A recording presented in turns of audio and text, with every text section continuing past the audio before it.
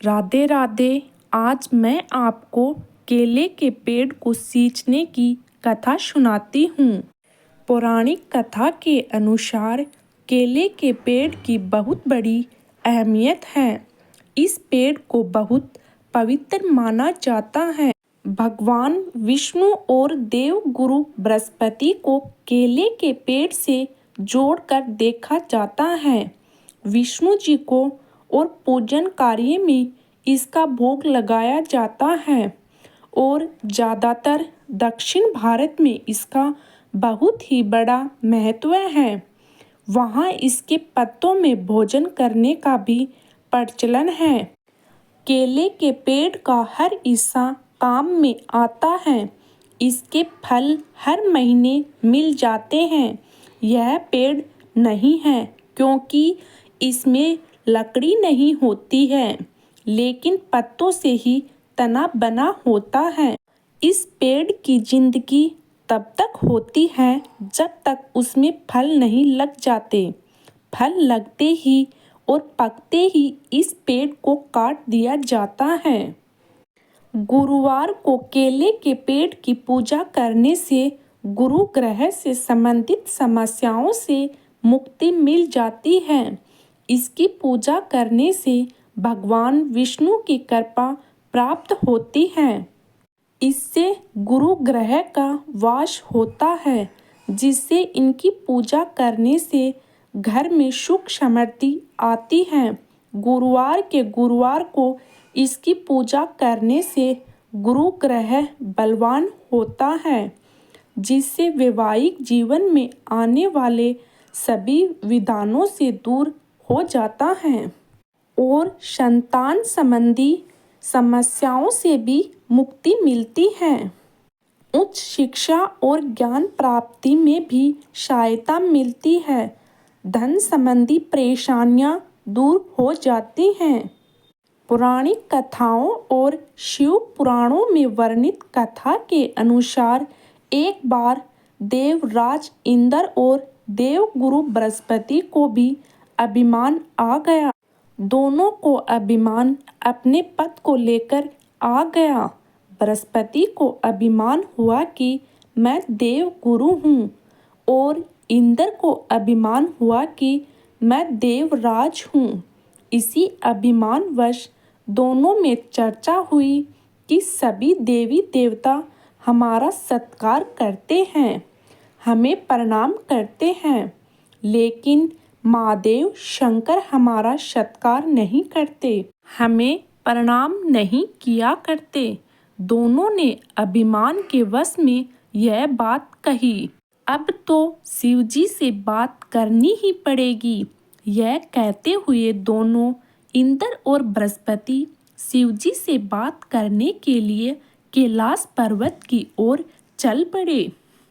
इधर भगवान शिव ने दोनों इंद्र और बृहस्पति की बातों को जान लिया था और अपना भिखारी का भेष बनाकर कैलाश पर्वत के बाहर बैठ गए। जैसे ही इंद्र और बृहस्पति दोनों कैलाश पर्वत पर पहुँचे, भगवान शिव से मिले तो उन्होंने कैलाश पर्वत के बाहर बैठे भिखारी को देखकर उससे कहा कि कहाँ है तेरा भोला शिव? जा और उससे बोल कि देवराज और देवगुरु आए हैं, आकर उनका सत्कार करो। लेकिन उस भिखारी ने कोई जवाब नहीं दिया।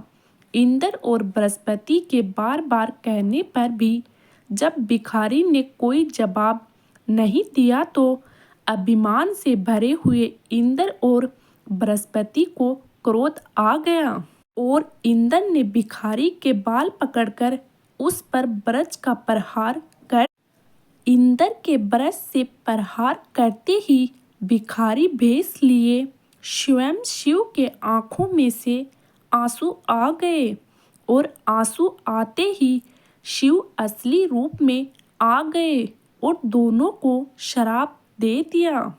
इंद्र को श्राप दिया कि हे इंद्र, तू देवताओं का राजा होते हुए भी अभिमानी है, अतः तेरा राज्य दैत्यों के द्वारा छीन लिया जाएगा। और बृहस्पति को श्राप दिया कि हे बृहस्पति, तू गुरु है, तेरे पास प्रेम और त्याग नाम की कोई वस्तु नहीं है। तू ज्ञानी होते हुए भी तेरी बुद्धि जड़ के समान है।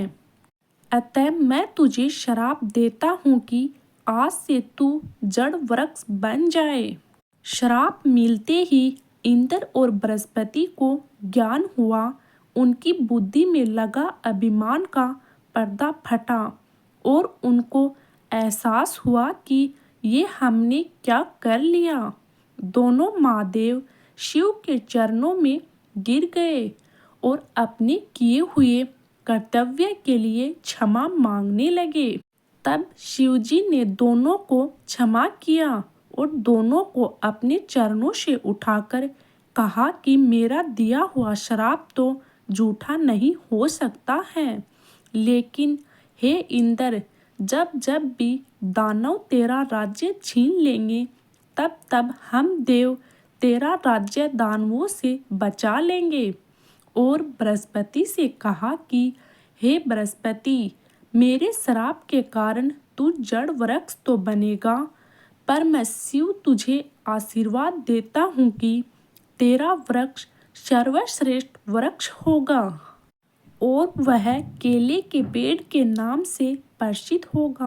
वह ऐसा वृक्ष होगा कि ना अग्नि उसे जला सकेगी और ना पानी उसे गला सकेगा, और तेरा फल 12 मास में उपलब्ध रहेगा और लोग इसकी पूजा करेंगे और इसमें स्वयं भगवान विष्णु का निवास होगा। तब से ही देवगुरु बृहस्पति पेड़ के रूप में प्रकट हुए और केले के पेड़ के रूप में सदा के लिए पूज्य हुए। बोलो शंकर भगवान की जय।